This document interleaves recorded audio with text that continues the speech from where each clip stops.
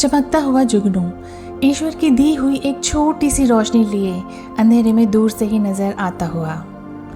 इससे इंस्पायर होकर LED lights बनाई गई। और देखो किंगफिशर बर्ड लंबी चोंच लिए हुए नाव के बराबर हवा और पानी में कोई हलचल किए मछली पकड़ लाती है।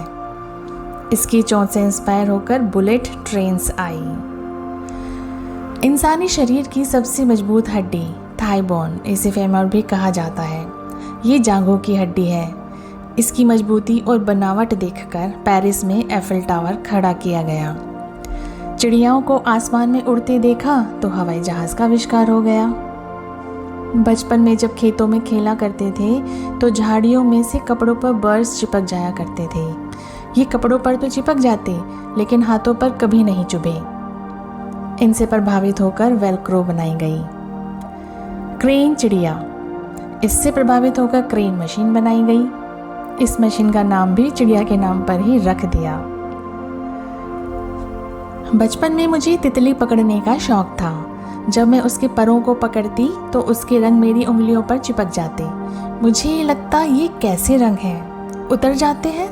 लेकिन पता है क्या, तितली बेरंग होती है, उसमें रंग होते ही नहीं।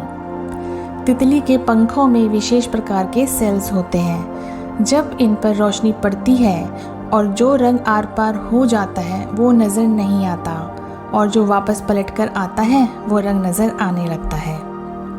अब इससे इंस्पायर होकर इस तरीके के रंग भी बनाए जा रहे हैं, क्योंकि ये रंग कभी फीके नहीं पड़ते। इस पर अभी शोध चल रहा है।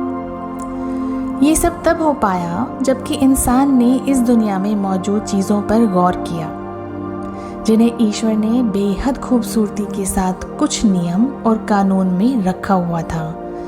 इंसान ने यहाँ मौजूद जिस किसी भी चीज़ पर गौर किया, उसके नियम और कानून को समझा, उसी से फ़ायदा उठाता चला गया।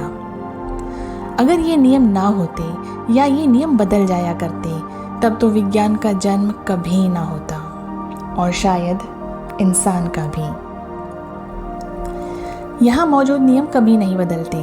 मैं इसे ईश्वर की दयालुता मानती हूँ। इन नियमों से जीवन जीने में सुविधा मिलती है।